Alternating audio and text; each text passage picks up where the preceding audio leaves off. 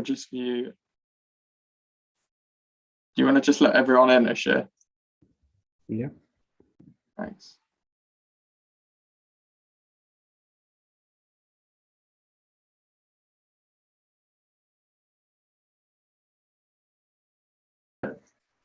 That should be done. There we go, too.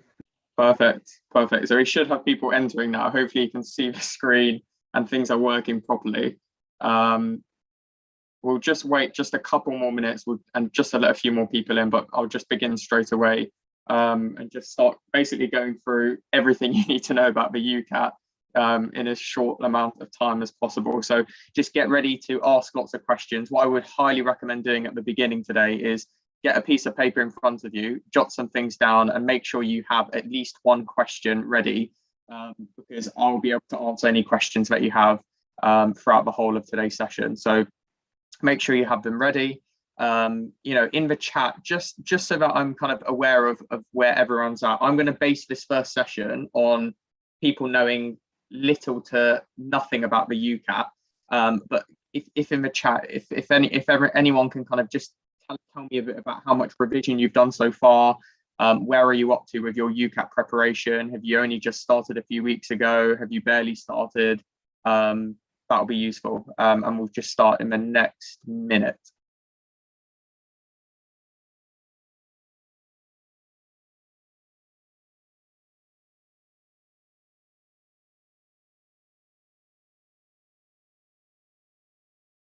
Perfect, Ashir. So just double checking that everything's working all right. I've got loads of people messaging me directly as well, so you can put it on the whole group chat as well. But yeah, it seems that, you know, there's some people have been looking over a bit. It's really tricky. It's really tricky because you've got mock exams, you've got other exams and things to prioritize as well. What I would say is with regards to today's session, I'm going to sum up everything about the UCAT, where you sit it, what it's about, and all these questions that will be answered. The other big point that I need to stress to you all is that the UCAT is a difficult exam, and like with any exam, a chemistry exam, an A-level exam that you sit, it requires preparation.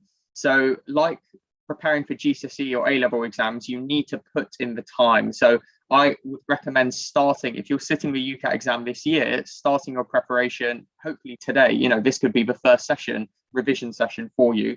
And it's a great way to start things off, to be honest. So don't worry if you haven't done anything, or if you've been having some tutoring with us, great.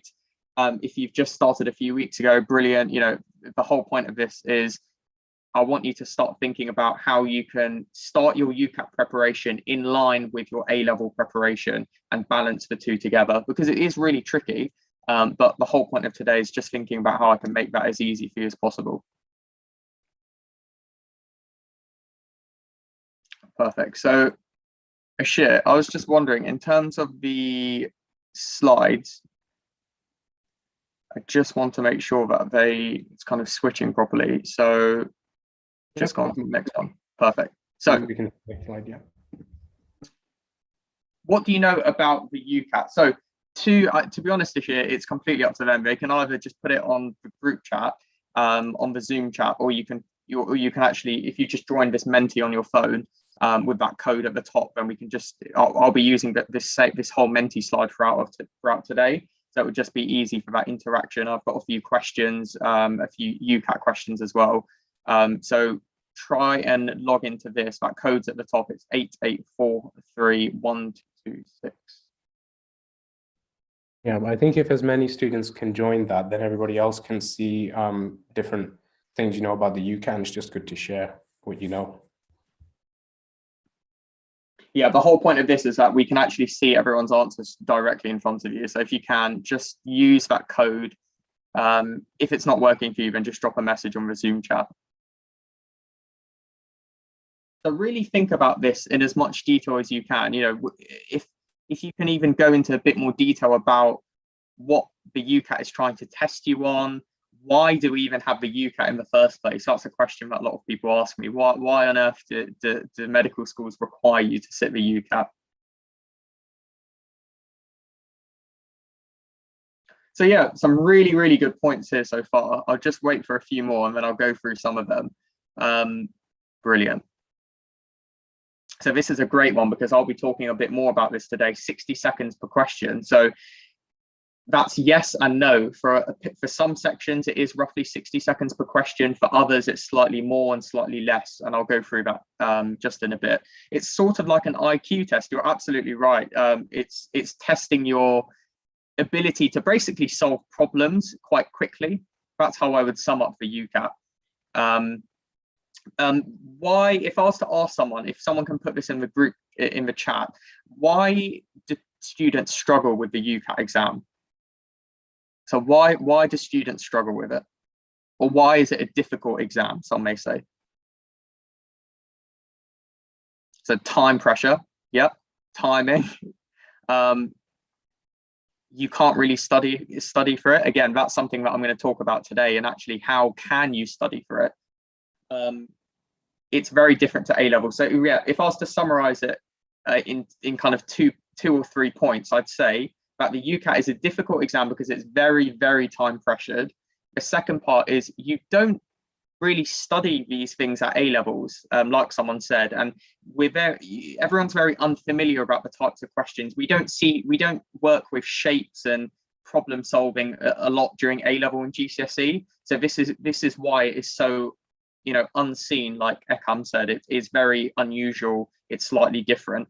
And that's why students struggle. It's very, very simple. And another reason why students struggle is they don't prepare for the UCAT in the same way that they would prepare for a GCSE or an A-level exam. For an A-level exam, for your mock exams, I assume you're putting hours and hours into revision. That needs to translate to your UCAT revision as well.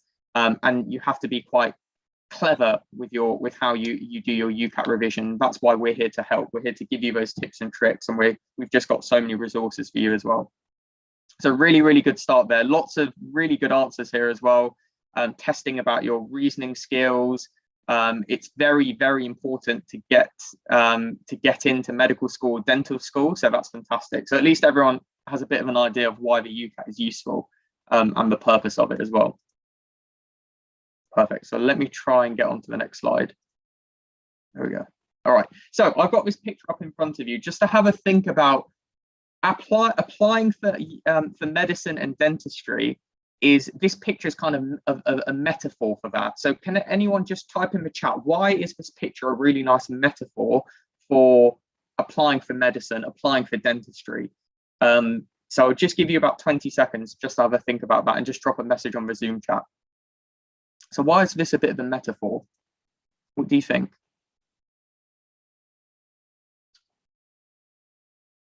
Yeah, so definitely first of all, there's lots of stages.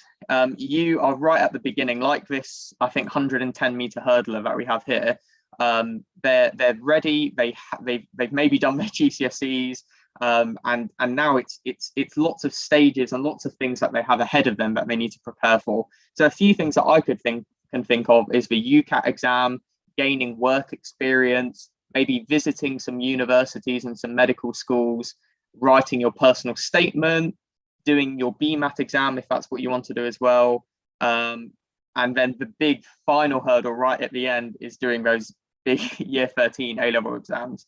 So I love this picture so much because this is a really, really nice way of thinking about this process. This is what it's like. This athlete has trained and trained and trained and trained and trained to prepare to finish, to get to the finish line. And that's how you should think about it, because like someone else said, it's not a sprint in that sense. It is kind of like a marathon in the sense that you need to think about the fact that you jump over one hurdle at a time, okay? And that's key. So yeah, really, really nice. So this is kind of what the hurdles are like, just 4 of them that I've written here, kind of the main ones. You've got your UCAT exam coming up in July to September. So that's the UCAT exam. It's not one fixed date. You can sit the UCAT exam on any day between July and September, and you choose that date. Again, I'll go through more about when the applications open in a second. You have your personal statement, which is due in and submitted by mid-October. So every year it's the same date, 15th of October. Then if you want to sit the BMAT exam, you can either sit that in September or November. And then, oh, the big one that I've actually completely forgotten about as well in terms of that other hurdle is the interview. That's not something to worry about at all at this stage. That is a next year problem. That's something that we can go through and talk about a bit later on in the year after these kind of three big hurdles or steps have been overcome. So today we're obviously talking about this first hurdle, which is the UCAT. So in terms of just a few things that I wrote at the bottom here is try and book your UCAT date as early as possible. Can anyone think of a reason why? Just quickly in the chat, why do you think you should book the UCAT date, for example, to sit the UCAT exam in July rather than September? Yeah, so first of all, some brilliant answers. So just to clarify, you can change your UCAT date at any point. And this is really useful because if you book your UCAT exam for, let's say, July, and then you realize that you're maybe not as prepared as you hope to be, then you can maybe delay that time. If you booked it in September and you're still not ready, well, you have no choice. You can't book it a couple of weeks later or a month later. Statistically as well, students that sit the exam in the first half actually do better than those that sit in the second half. So those who take it in July, August, kind of start of August, they statistically do a bit better. The reason why, well, maybe because they're just more motivated in that sense. They've got a bit more of a timetable and a schedule to this. And also, like someone said, school starts in September, and there's also that pressure of writing the personal statement. So you really want to be spending September time writing your personal statement. So my first kind of big top tip of today, definitely write it down, think about it, is try and book that UCAT exam as early as possible. So ideally in July and August, try not to get into kind of the later stages because it will just be a bit more stressful for you. The next point is start your preparation today if you haven't. So this is your first revision session, so that's great. If you haven't started, don't worry. If you've started, brilliant. But one thing I can say is loads of people have asked me over the last few weeks on Instagram, on message, they've asked me, Shivam, when should I be starting preparation? And the best time is starting now. Ideally, May, the start of May, if earlier the better, but definitely don't delay any more time. That's what I would say. The next bit that I've written here is identify your strengths and weaknesses. Now, this is a big part of life in general, is you need to do some reflection, and that reflection means identify what are you good at and what do you need to improve. Now, why am I asking that in terms of the context of the UCAT? Can anyone answer that? So why am I getting you to think about some of your strengths and weaknesses with regards to the UCAT? Why is that going to be important?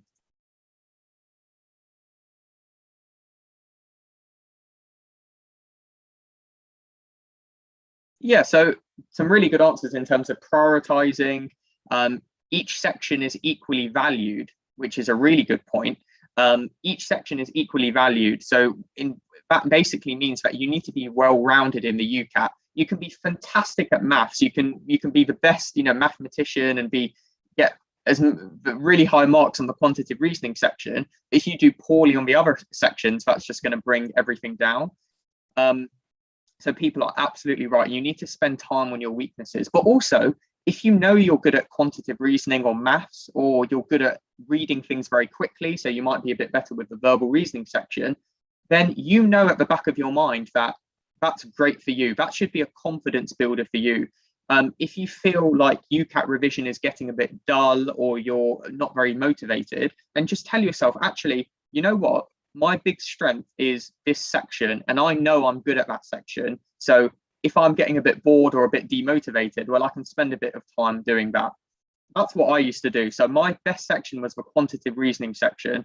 And every time I was struggling with another section, or I had a few days where I was a bit demotivated, I'd say to myself, you know what? I know I will score highly on that quantitative reasoning section. I know. So if I can get that even higher and even higher and even higher, then that's something which is really, really important for you to understand. And it gives you that confidence. It gives you that confidence going into the UCAT exam. And then my last bit that I wrote here was theory then timing. So what do I mean by that? Well, what I mean is you need to learn the theory, you need to understand how to answer questions. And then later on down the line, so let's say next month, in a couple months' time, then you can start practicing answering questions really, really quickly and focus on the timing aspect.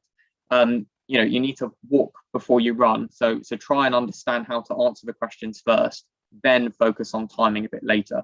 Some people have said to me, Shivam, should I start timing myself really early on and practicing doing these questions in 20 seconds, 30 seconds? And I actually tell them to not do that at all. So my recommendation is don't focus on timing right at the beginning. Focus on your technique, focus on actually getting the answer right, even if that takes you 2-3 minutes to get there.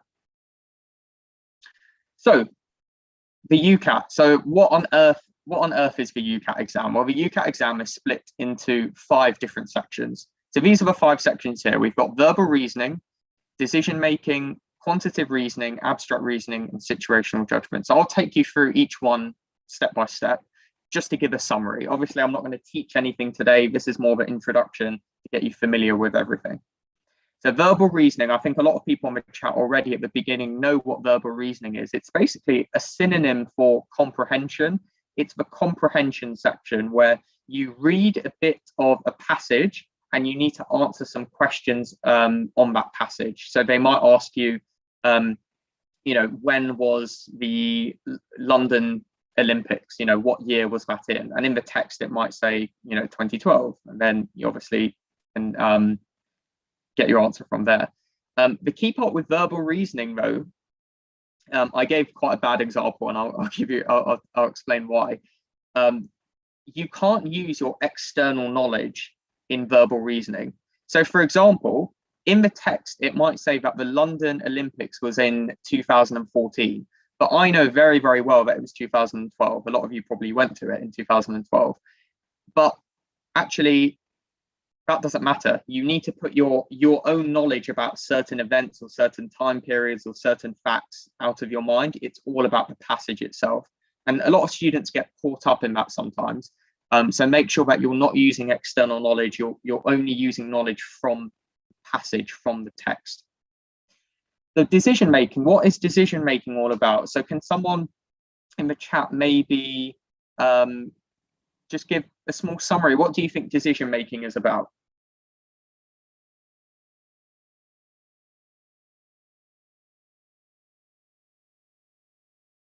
Yeah, so Jordan has mentioned something about almost like riddles. That's absolutely right. Decision making is, in my opinion, again, another synonym for decision making is problem solving, the problem solving section. It's you need to use a bit of maths. You need to maybe create some Venn diagrams for yourself. I really like that from Jordan in terms of riddles. I think if I was to summarize the decision making section, it's kind of like a fun riddle section. And this is the thing about the UCAT, guys, is I want you to enjoy your UCAT preparation. I do want you to try to enjoy it as much as possible. And the more you enjoy it, the better you will do. You need to treat this as not a GCSE exam, because it isn't. It's not an A-level exam.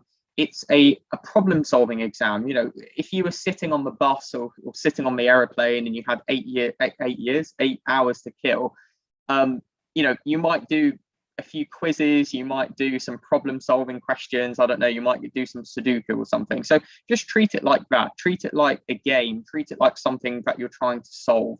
And this is all about the mindset. It's how can you prepare for this UCAT exam and also still prepare for your A-levels in a really sensible way. So this is something I work on a lot with students, and I do a lot of teaching about, is actually psychologically, how do we prepare for exams? How do we think about and change our mindset so that we can do really, really well? So that's something to have a think about. Try and enjoy, particularly that decision-making section. You know, it's got lots of riddles, lots of problems to solve. Quantitative reasoning is quite self-explanatory, I think. It's maths, it's solving problems with graphs, areas, distances, distance time. Do you need to be incredible at maths? No, you don't. But you do need to be able to solve problems in your head. So I would recommend, if your mental maths is not very good, this is a really good time to start brushing up. So that's a big tip, write that down, bear that in mind. If your times tables or your addition, your multiplication is quite poor, then try and practice this as much as possible. So I'll ask this next question. Are you allowed a calculator in the exam? In the UCAT exam, can you have a calculator? Yes. So you have a digital, it's on the screen, you're absolutely right. And someone said it's bad or it's not very good. Yeah, it's not very good. It's horrible to use, it's clunky, it's not like the calculator that you get in your maths exam. So what does that mean? Well, that means you have to be able to do a lot of the problems in your head, and you need to solve things in your head, because the more time you waste faffing around with the online calculator, those are questions and those are marks that you're missing out on. Okay, so get into the habit of doing things in your head. Yes, some questions you'll need to use the calculator, but a lot of the time, can anyone think, if we don't use the calculator, what methods can we use to help us on certain questions? So let's say we don't use the calculator, how can we help ourselves? So someone said the whiteboard, absolutely, that's a good idea. Another, Yajit said approximation, so absolutely, estimating, guesstimating is one of my favorite words, and it's something that I'll come on to in the next few weeks when I talk about quantitative reasoning. How can you guess and also estimate at the same time and always get the answer right? The next part is the abstract reasoning. So abstract reasoning, it's in the name again, it's abstract, it's to do with shapes, lots of kind of shapes in different directions and sizes, and you need to work out which shapes match with each other. And again, I've got an example in a second. The final one is situational judgment, and that is judging you on situations that are ethical in nature. So if a fire was going off in the hospital, what would you do? And they give you answers, and you basically have to rank them in terms of importance. So which one is very important to do, which one is least important. So for example, go back into the office and grab your bag which has something in. So obviously that would not be a very sensible idea to do. So can anyone think why is the SJT used in the UCAT exam? Can anyone think about that? So you've got 4 sections that kind of make sense. We're using a bit of comprehension, we're using some math skills. Why is the situational judgment section in there then? Why on earth would they include that? So yeah, people are absolutely right. It's showing the characteristics of doctors. It's testing that your ethical and clinical judgment. And another reason why they use this is because nowadays, all our exams at medical school, all our practical exams involve situational judgment. It's what would you do in this scenario? How are you going to manage a patient? What are you going to do that is sensible and something that might not be very sensible? So actually, the reason why they test you this in the UCAT is actually, it's a bit of a taster to what is to come a bit later on. Another taster that they give you as well is in the interview. Does anyone know what the style of interview is when applying for medical school or dental school? MMI, absolutely. So they've moved away and shifted from the traditional panel to the MMI. So MMI, if anyone doesn't know, is multiple mini interviews. So they're stations, and generally they're scenarios. And why do they do that? Why on earth would they do that in your interview to get into medical school? Well, they do that because it's just what you're going to experience in medical school. It's the same way that you're going to be assessed at medical school. So hopefully you can start to see that what they're trying to do here with the UCAT exam and the interview is they're just trying to give you a bit of a taster of some of the ways that they're going to test you a bit later on. There are still some universities that still do panel interviews, absolutely, but off the top of my head, I think there's only 4 at the moment. So again, because I've obviously got all the time in the world these days, as a medical student, I had the time to just add in this extra circle. or oval. And it's just giving you a rough approximation for how much time you need to spend on each question. So with verbal reasoning, it's roughly 30 seconds per question. Decision making is 60 seconds. Quantitative reasoning, as you can see, about 40 seconds. Now, abstract reasoning and situational judgment looks scary, and I've put it in red to scare you even more, but actually it's to do the opposite. I've highlighted that because abstract reasoning, it says that we have 15 seconds here to answer every question, but in reality, this is what the question would look like. So you would have, let's say, set A and set B, and this is question 1, question 2, question 3, question 4, question 5. So if there's 5 questions here and we've got 15 seconds per question, well, actually, we have more than a minute to do this one problem. I'll just leave that there. Actually, it's let's see if anyone can kind of solve this. Do you just want to tell me this is an example of an abstract reasoning question. So what is the rule going on here? So we have set A here on the left side, and we have set B. So what I want everyone to do is have a look at set A to begin with, and what rule is going on each time for each box. So I'll give you the first clue. In set A, there's always 2 shapes. There's always the arrow and the star. The arrow seems to be pointing in one direction or another direction. So what does that mean? If it points, maybe that's the clue there. So Erin has said if the arrow points, the white star arrow to the right. Yeah, okay. So again, this is just, I'm not going to go into too much detail here. It's just more for fun. But in set A, as we can see, we've got these 6 boxes. What I've noticed here is that every time this arrow points to the right, so this side, the star here is white, or yeah, it's white. Every time the arrow points to the left-hand side, the star is black. So arrow is pointing to right, so it's white. Pointing to the left, it's black. Left, black. Right, and it's white there. Okay, and actually set B, if we see, it's actually the opposite. So every time this arrow is pointing to the right, it's actually black. So the way that we would answer this is we've got shape 1 here. Can anyone tell me, would this apply to set A or set B, or none of them at all? What do you think?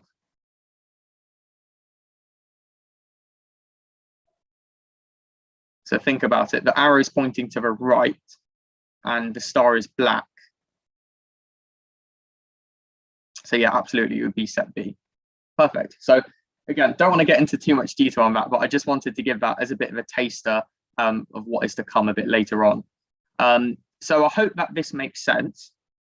Again, this applies for the situational judgment test as well, because you get given a scenario and then you get multiple questions on the scenario. So actually it works out at about 1 minute, 2 minutes per scenario. Okay, so actually abstract reasoning and situational judgment, people get very, very worried about timing, but actually when you look at it in a bit more detail, it's actually normally the ones which you actually have a tiny bit more time actually in reality.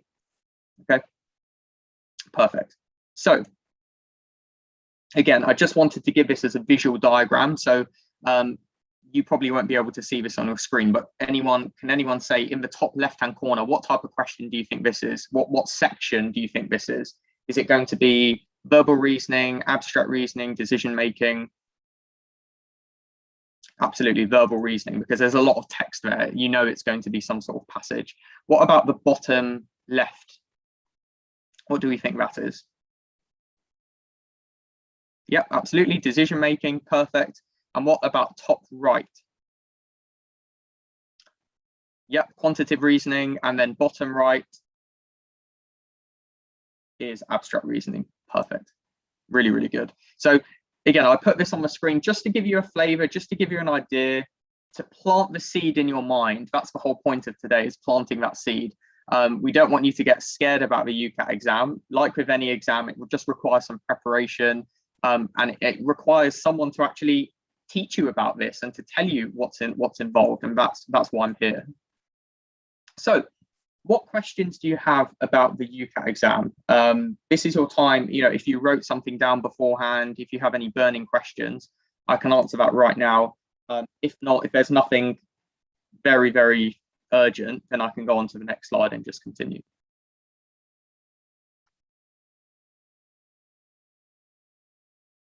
So if you're on the Menti, if you're on Menti here, then actually it will come up here on the screen. So the first question, so if you reschedule, do you have to pay again? That's a really good question. I think you don't have to pay. If you do reschedule it, you just would check the timetable again and just reschedule. I think it's quite similar to the driving theory test in that sense. So you wouldn't have to pay to reschedule. But if you sat the exam next year, then you would have to pay. Again, the UCAT exam is a once a year sitting. So you have one opportunity. And also another point that I didn't mention earlier is as soon as you sit the exam and you finish it in the test center, you get your results straight away, which is actually the best thing in the world because you don't have to wait weeks and weeks and weeks to get your results. You actually get it there directly on the day. Okay. Perfect. So what content do you need to learn specifically for quantitative reasoning? So for these particular questions, guys, I'm not going to answer them in lots of detail because we just don't have enough time today. But in terms of content to learn, the key content to learn is, like I said before, making sure that you have good mental maths and also just being aware about percentages in particular. So how do you convert from one number to another number? So for example, if the price of a top increased from £20 to £30, what percentage increase would that be? So let's take that as an example. So let's say a jacket is going from £20 to £30. What percentage increase is that, and how did anyone work that out? So what's the best way to work that out? So something's going from £20 to £30.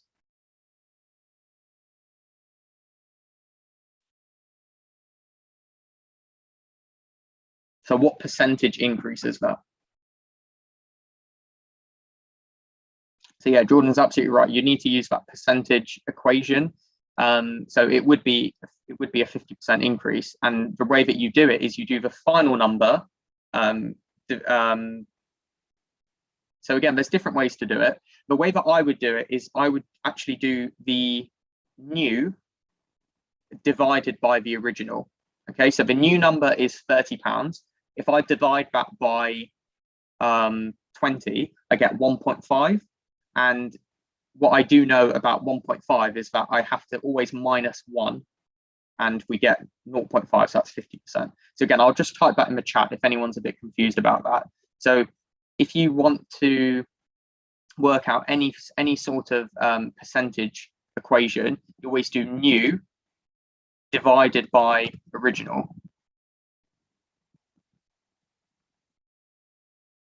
Oh, I just need to put that in the chat properly so everyone can see that. So it's new divided by original.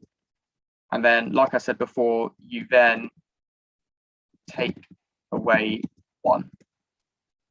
Okay, so for example, can anyone work out if the top went from 20 to £95, what would the percentage increase be? So if it went from 20 to 95.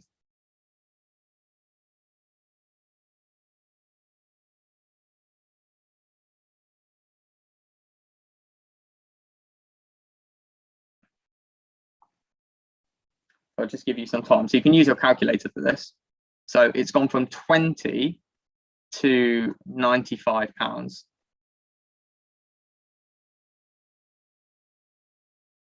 So what I would do is I'd take the new number, which is 95. I divide it by the original, which was what, 20. And I get, what do I get? Well, I get 4.75.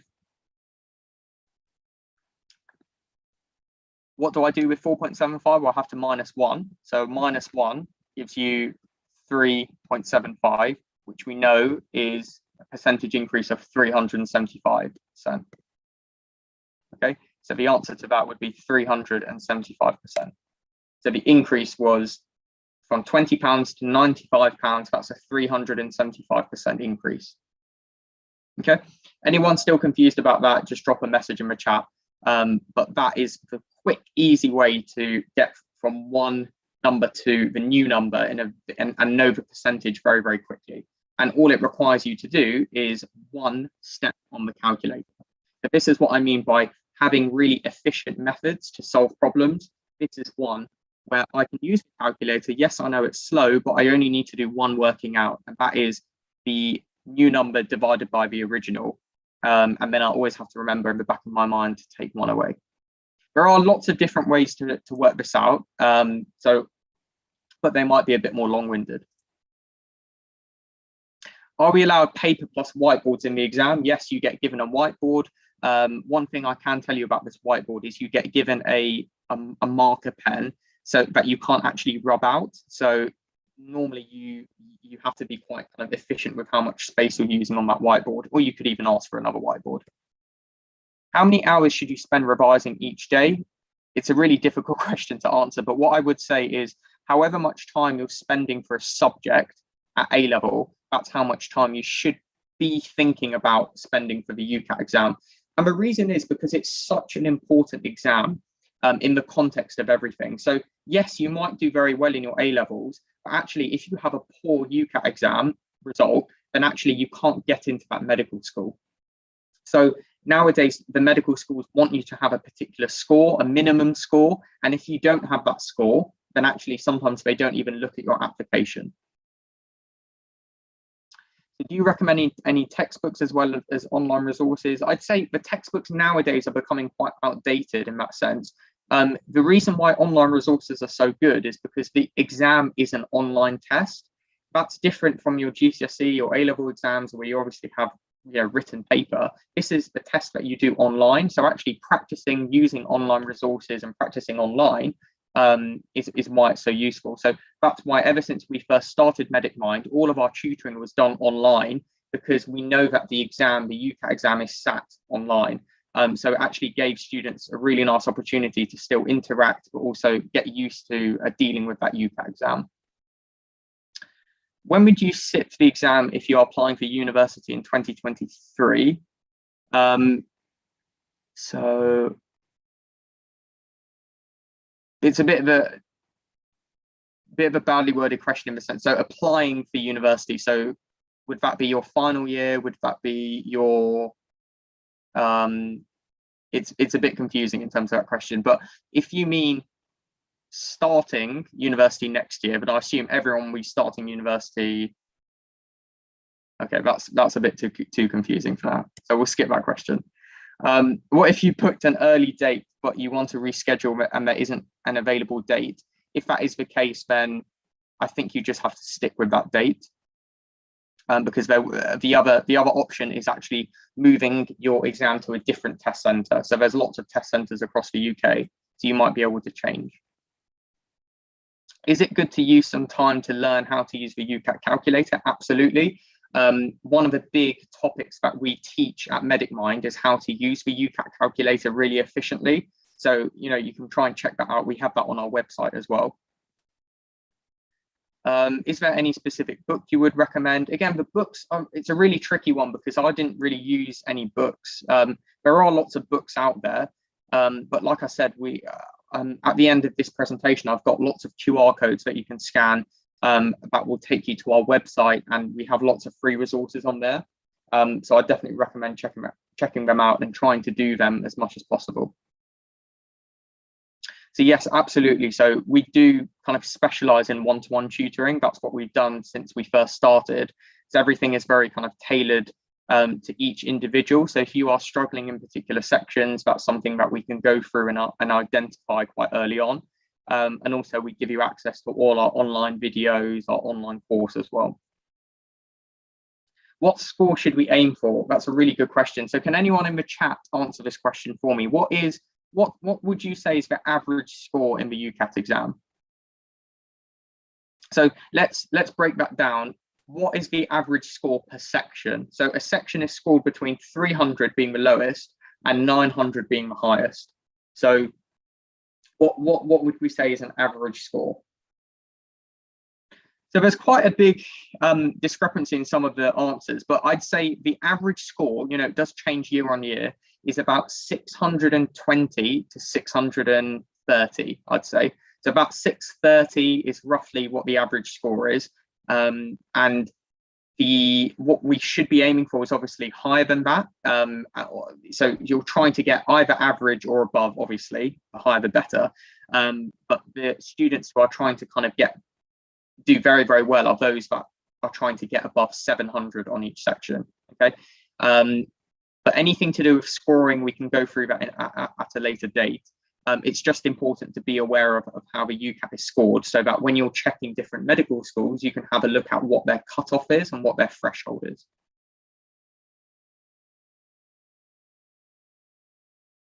Most people, so what are some free resources to use? Again, we've got that. Ashir, actually, do you mind just putting some of the links in the group chat, if that's okay? Again, we'll come back to it at the end as well. But if you can just put that on the group, that would be amazing. Of course.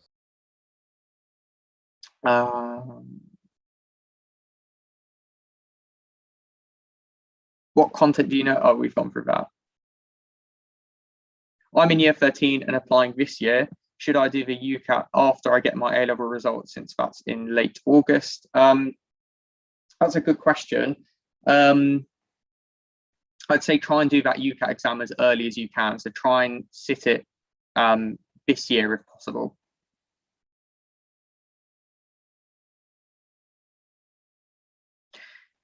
So Ashir, just so that everyone is kind of comfortable with this, do you mind just explaining to everyone just a bit about this timeline in terms of sitting the UCAT exam? So about what year you should be in, and just clarifying that with everyone.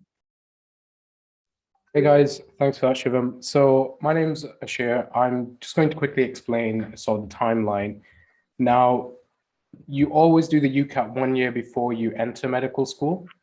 So if you're currently in year 12, you're ideally wanting to get in straight after you finish your A-levels, which is at the end of year 13. So if you're in year 12 right now, you probably want to do the UCAT.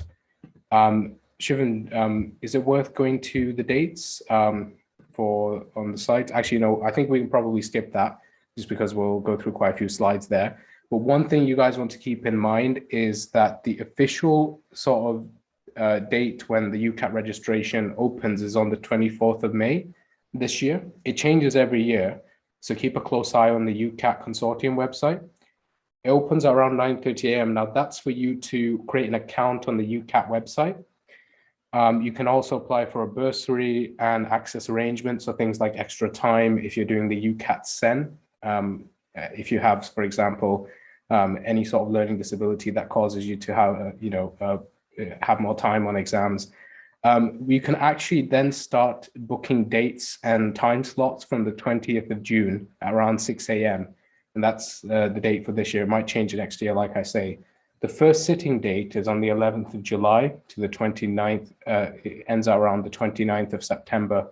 In some years, if there's technical issues or if there's problems, they do kind of extend it by a week or two. But that depends. Like last year, I'm sure there were loads of students that had technical issues. I think was it about a week or two that they extended it by, Shivam? Yeah, exactly. So if there's normally any problems, or if students have had difficulties using the website or booking, they will always help you out, and arrangements will be made. So don't worry about that. But the key part to it, and again, I'll come to the slide. I'll actually go directly to the slide, just so we can. There we go. So I think someone put it in the chat already, but just to really confirm and reiterate, UCAT registration opens on the 24th of May. The UCAT booking date, so this is a really important date to put in the diary, is the 20th of June. So as soon as it turns the 20th of June, that's when you can start booking your UCAT test. And obviously that UCAT test is between July and September. Like I said before, to reiterate one more time, make sure you're trying to book that UCAT exam as early as possible. So I'd say, looking at July, looking at August time, rather than leaving a bit later in September. And then the UCAT registration deadline closes on the 20th of September. So just make sure that you're getting in there on the 20th of June and trying to book it as early as possible. So I hope that clears things up with that. I'll just go through a few more questions here. So is Medic Mind tutoring free? So we have lots of free resources, and we do have lots of kind of free trial sessions as well with our one-to-one tutoring. It's something that, again, if you are interested in, definitely go onto our website and we can kind of book a consultation. You know, you can speak to one of our senior managers at MedicMind, like myself, like Ashir, and we can kind of talk you through how things work. So if you have a MedicMind bursary, how do you do the one-to-one mentoring? Again, that's something that if you just drop us a quick message after this, then we can sort that out for you. How does the scoring work? I hope that makes sense. It's between 300 and 900. So 300 being the minimum, 900 being the maximum. Say, for example, you score 80%, let's say, on one of the sections, that could be the equivalent of 885 points. So actually, it's the way that the point system works is it's all done based on how your cohort does. So depending on the cohort, they'll create a nice bell curve shape, and they'll kind of basically put everyone into like a normal distribution, and sort the scorings that way. So most people say that you only need to spend 4 to 6 weeks to prepare. What do you think about this? So this is actually one of those things that I hear a lot, actually. So, you know, 4 to 6 weeks is still quite a lot of time. It's a month and a half.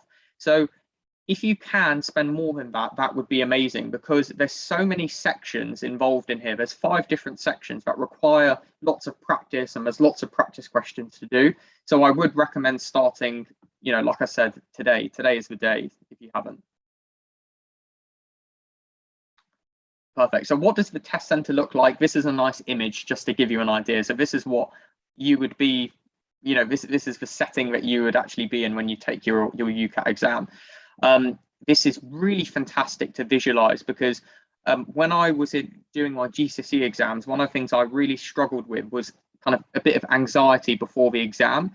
And when I kind of deeped it in a bit more detail, I realized that the reason why I was getting anxious is because I was going into an environment that was very new and that was very unfamiliar. It was the sports hall. There were lots of chairs, it's a very intimidating room to go into.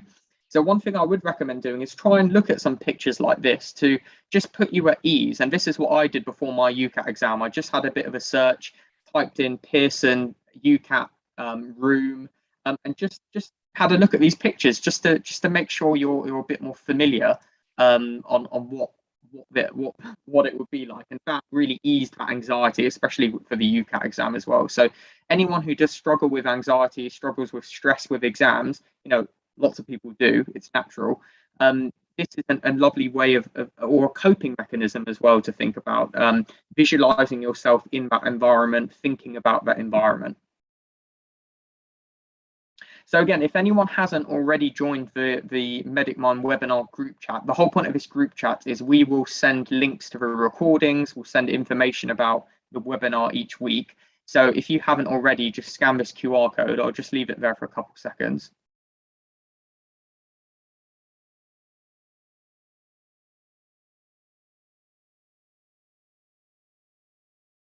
Perfect. And another thing is, you know, if you want to if you're on TikTok, Instagram, you can always just DM us directly on Instagram.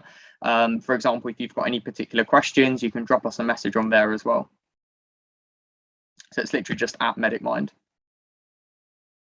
So in terms of these questions, I really hope that I've answered most of them in terms of when the UCAT is, how many sections there are. We know that there are those 5 sections. Then we're coming on to these questions in terms of how do I revise, or when do I revise? In terms of how do I revise, the best way to revise is by, obviously, first of all, practicing questions. The next bit is, first of all, identifying what types of questions are in each section. So I've talked a bit about, for example, in the quantitative reasoning section, again, I'll just go back to that slide if anyone hasn't got that QR code. So that's the webinar one. With quantitative reasoning, you need to make sure that you are getting up to scratch with your percentages, your mental maths, you're thinking about areas for shapes, thinking about distance, time. Those are ways, and that's the theory that you need to think about learning quite early on. And then you can go on and do all the practice questions. But what I would say is now, because we've developed so many questions and lots of resources on our website, that should be kind of your main go-to form of revision. That revision is a combination of attending these webinars, looking at the website and practicing questions, watching YouTube videos on our YouTube website, on our YouTube channel. So at the moment, we've got videos for every single section. We've got videos on how to tackle questions and how to, we're basically teaching you the theory, the essence of answering these questions as quickly as possible and as efficiently as possible as well. So that's just the idea of it. And then finally, in terms of which universities use it, so nowadays, more than 90% of all medical schools use the UCAT exam. So the UCAT exam is an exam that every single medical student is going to take, or dental student. Some students will then also take the BMAT exam, but the main priority comes down to the UCAT.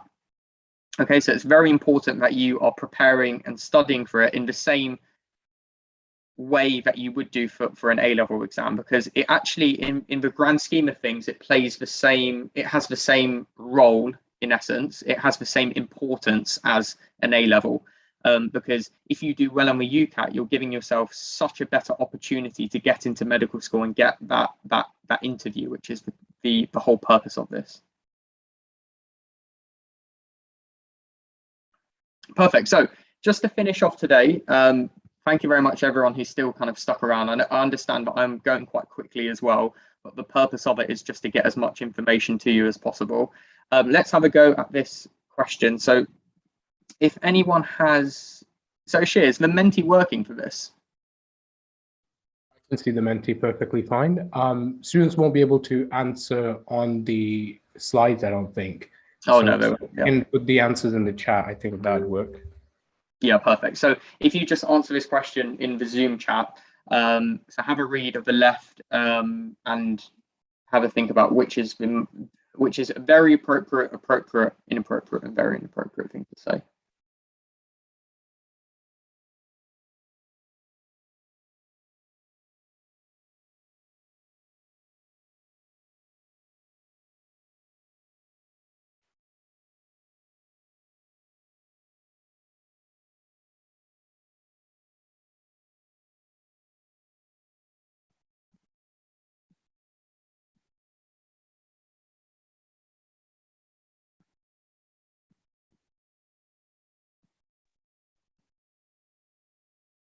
So just give it a few more seconds.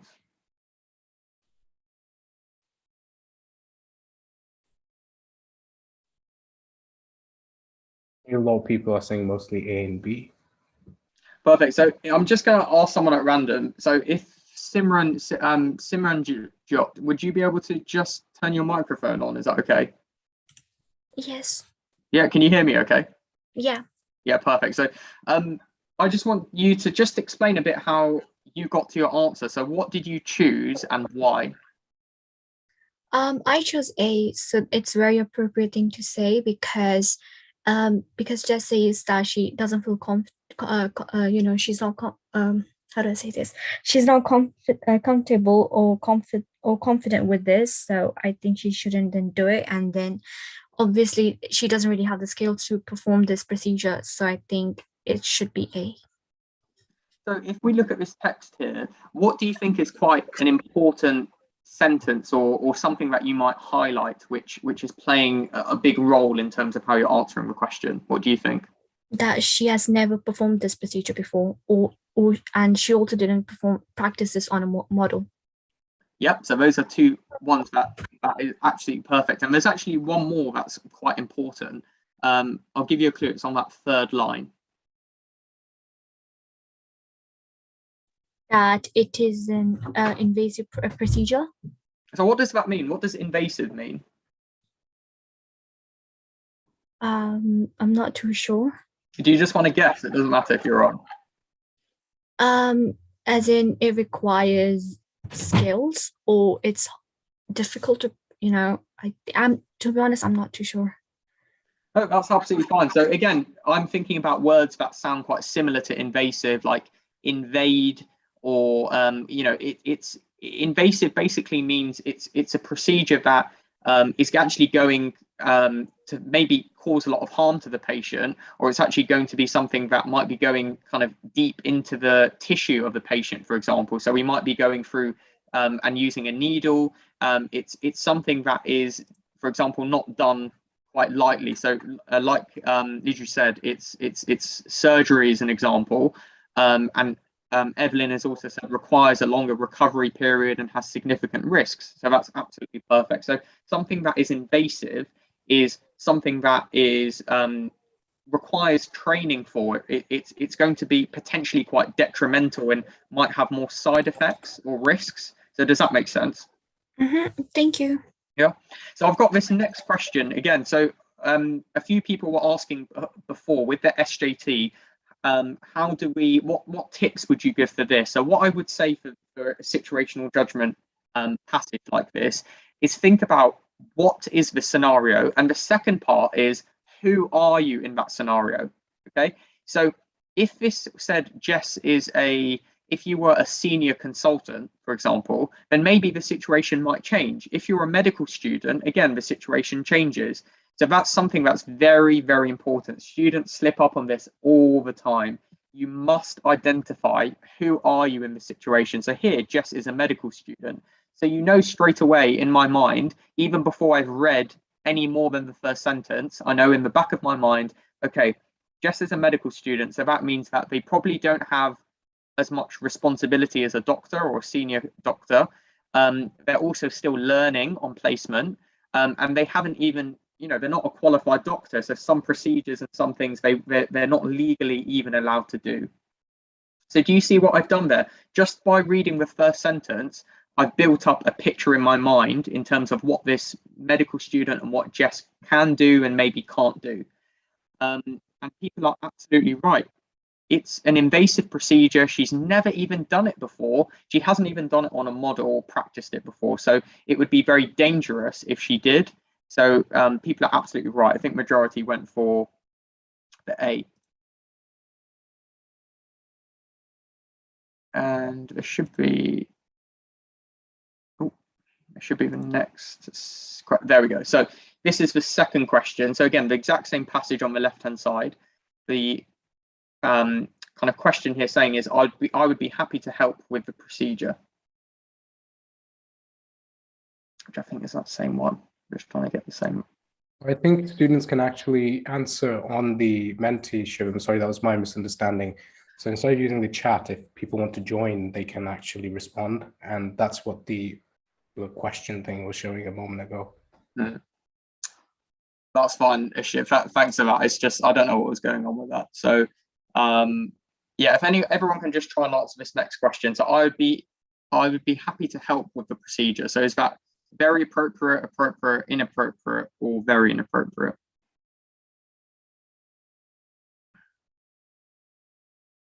So when I'm reading that, one of the first things I'm thinking about in any SJT question is, what are some of the good things that this person is doing and what are some of the bad things? So can someone just tell me, I know that most people have gone for kind of C or D here, particularly D. Can anyone tell me what maybe is one of the good things that this medical student is saying? So what's a positive? So Jitin, can I just ask you, what do you think is one of the positives?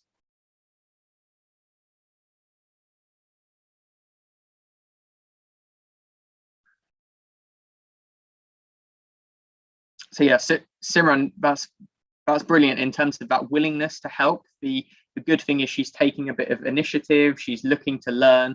So that's something to consider, being proactive. But the other thing is she would be happy to help with procedure. What are the big disadvantages of this? What can people think of now? So what are some of the disadvantages? So Evelyn, would you be able to just turn your microphone on and just explain what do you think some of the negatives are of what she's saying?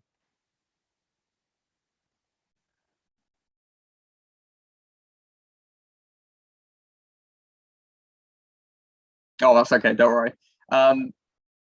Yeah, but I think everyone's kind of got the idea here in terms of it being dangerous, risky.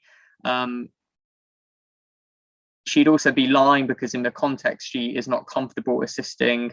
she's putting herself in danger, she's putting the patient in danger. So the big point, Mohammed, you've nailed it, is all about patient safety. If any situation is affecting patient safety, it's a big alarm bell. You should be thinking about that. It's going to be something quite serious. So to kind of give the answer to this, I definitely agree. It's either going to be C or D. The answer is D. It's a very inappropriate thing to say. And the reason why it's a very inappropriate thing to say is because she's not actually telling them and being open and honest with the doctor and the patient, and saying that actually she's got no experience, she has no idea what she's doing at all. Yes, this is an opportunity to learn, but normally you have to learn on models first before you start doing things with patients straight away. That's perfect. And I understand I've been picking on a few people and they're telling me that they're in the library and things like that, so they can't speak, so no worries about that. Perfect. So I hope that makes sense. Can someone just summarize, if you just want to put your hand on the group chat, what do you think, what was the key point that I was trying to mention here with the SJT questions? What do we have to think about in the back of our mind? So Jack, do you just want to tell me what do we have to think about here? I think you've got to consider the role of a doctor in like contemporary practice. You've got to see, like, is what you're doing in line with the GMC's good medical practice guidelines? Are you acting in the best interest of the patient? And are you putting anybody at risk, including yourself, other patients, at any form of disadvantage? Do you know what I mean? Absolutely. That I can't summarize it better, to be honest. So the thing that I would say, Jack, and to everyone, if you want to write this down as well, is who are you in this situation? So that's the first thing to think about in any situational judgment question. Who are you? And then the second thing is the patient at risk? Are you going to cause harm to the patient? Are you breaking certain pillars of medical ethics here? And that, like Jack said, refers to the GMC guidelines about good medical practice. So you're absolutely right, Jack, for sure. It's really, really important to recognize what are your limitations. You know, as a medical student, you have lots of limitations. You're not even a doctor yet. You don't have the ability to prescribe things to patients. You obviously don't have the ability to kind of perform complicated surgery. So as a medical student, your position is very different to, let's say, a doctor, a senior doctor, or consultant, for example. Okay, so I hope that makes sense. Two really important points to remember. Definitely write it down. We'll definitely have a think about it, because that is the way to solve the majority of situational judgment questions, is who are you, and is the patient in danger, or is the patient in a position that they're going to be harmed? So I'll promise this is the last question. This is a quantitative reasoning question. Again, I have given you a bit of a hint here at the top, saying using elimination. So that's the hint for this question. And I'll give you about a minute or so to answer this.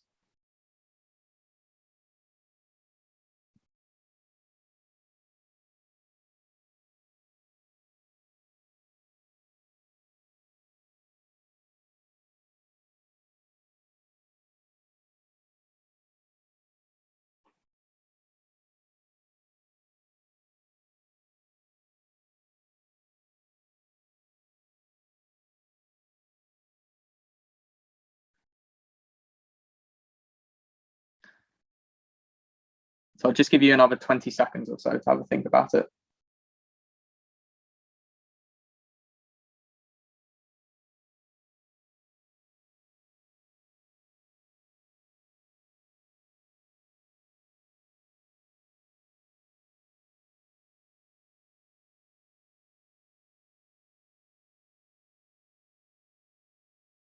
So like what Jack did, if anyone wants to just put their hand up and just explain how they got to their answer, what they're thinking about on a question like this. Otherwise, I'll just pick someone.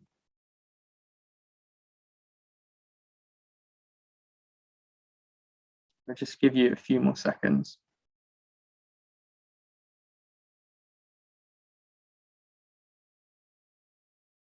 So Jack, do you just want to have another go at this and just explain kind of what you're trying to figure out here and how you get to the answer?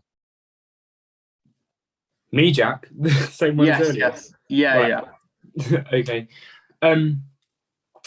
Well, I really don't like these sort of questions because I like to overthink things a lot. So my first instinct would be probably to look at the protein, like the column with protein, saying how much is in a 100-gram bar, which would then say it's the choc bar. However, I feel like you might have to compare the amount of protein in 100 grams to the mass of a bar, and then see which one it is overall. I don't actually have a calculator to hand, so I didn't do it, but I'd probably work out the probably percentage of protein in a bar for each one, and then whoever has the highest percentage would be the answer. So Jack, would you say then say for example, you're in this situation and I gave you a calculator, for example, would you just go down the list and kind of just work out kind of the protein per gram basically for each snack and then get it from there? Yeah. Okay. So do you think, Jack, that there's a way, again, with that little kind of tip that I said right at the beginning, is there a way of actually speeding things up and actually eliminating particular snacks immediately? Yeah, I definitely think so. I think you could round things so that they make, when you look at them instantly, it can be quite easy. And then you can look at maybe values that are quite high or quite low against the mass of the bar. And then it'd be quite easy to determine. So, for example, the Dynamite, it's got a relatively low protein in 100 grams, and the bar itself actually has a really low mass. So I would probably say it's definitely not Dynamite, even though it's not even an option there. Do you know do you see what I'm saying? That's exactly what I'm trying to get at here. So even before I've done any calculations, any working out, what I've done is exactly what Jack's done. I've looked through the table and I can see, okay, Dynamite has low protein and low mass, so I'm getting rid of it straight away. Crispy Crunch, again, has really low protein and the mass seems to be quite low. I'm getting rid of that straight away. Another thing here, Flapperjack, well, it only has 3.5 grams of protein and the mass is really small as well. Again, I'm getting rid of it. And then again, just by observing, I can see that, for example, the Choco Bar here, 7.6, has more protein than the gummy bar and weighs more. So again, I'm definitely going to get rid of the gummy bar. So I'm left with the Raisin Bite and the Choco Bar, which I think most people were either choosing between A and D here.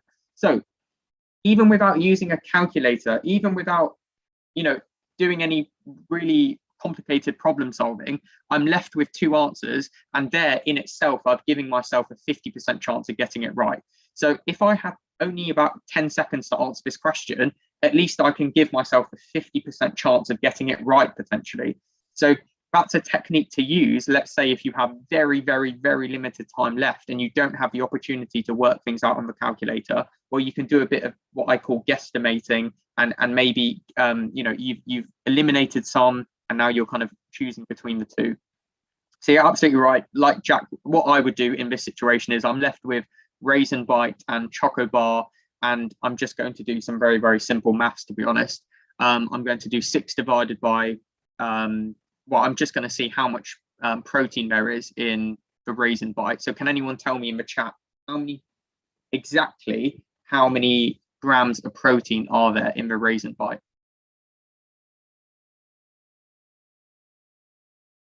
If you were to be exact. So using your calculator.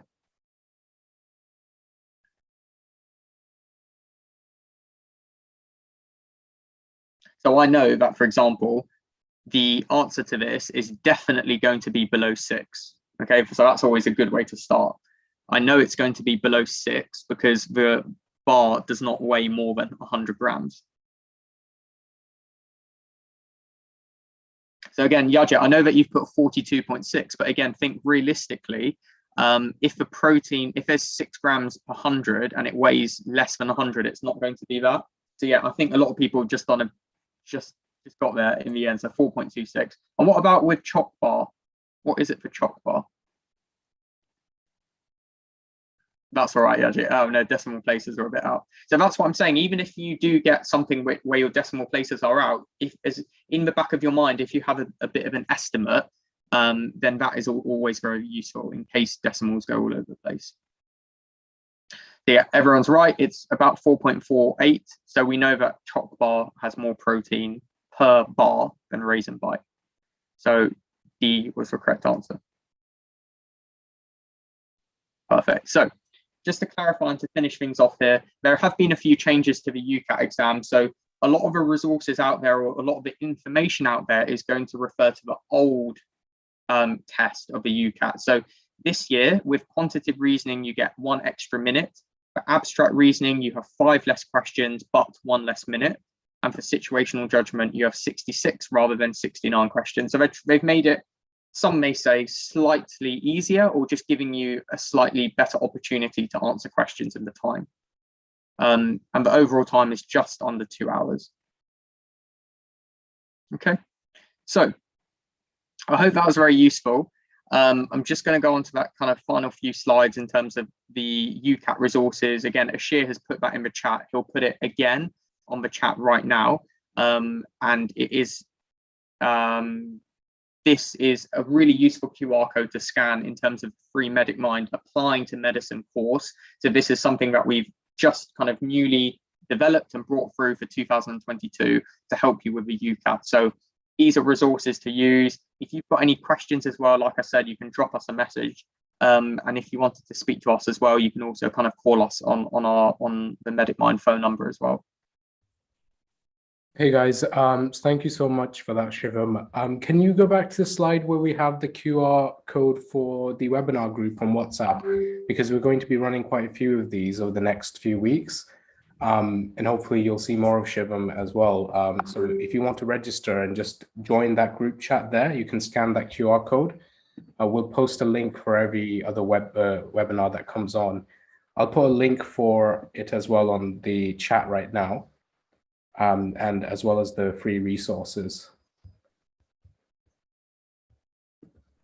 Perfect. So I know I went over a bit of time there by a few minutes, but I know that this was an introductory session. There are lots of questions that people wanted to ask. I really, really hope that this was useful. The whole point of this is making use of your time. You know, at the end of the day, I don't want to waste my time. I don't want to waste your time. I just want to make sure that we can get as much out of each session as possible.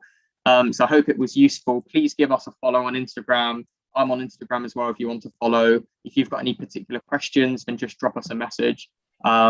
But please, please, please take a picture of the QR code. And well, I'll see you next week then for sure. Any questions, I'll be around for the next few minutes, so you can just drop a message, or if you want to turn your microphone on. But that's all from me. I hope you have a lovely rest of the evening. And yeah, take care. Hopefully I'll see you all next week. Thank you so much, Shivam. Hi, Shivam, can I ask a question? Yeah, of course. If you can't make the webinars every Wednesday at 6, will they be recorded and posted in the group so we can watch them kind of afterwards, or does it always have to be watched live? So they will be recorded, yeah. So if you join that group chat, we will put a link. This is being live streamed on YouTube, so we'll just send you a link straight after each one, and you can rewatch it on there. Okay, thank you. No worries. Thanks a lot. Bye. No worries at all. Thank you very much, sir. Hope you have a good day. See you next week. Thank you. See you next week. I have a question. Yeah, of course, Adam. Basically, I applied for the bursary at MedicMind, and I haven't been using it, to be honest, because I've been like really busy with my A-levels and stuff. But do you guys like do, like you said, you do one-to-one tutoring, but how would I organize that? Could you like send a link or something? So Adan, you can email us on info@medic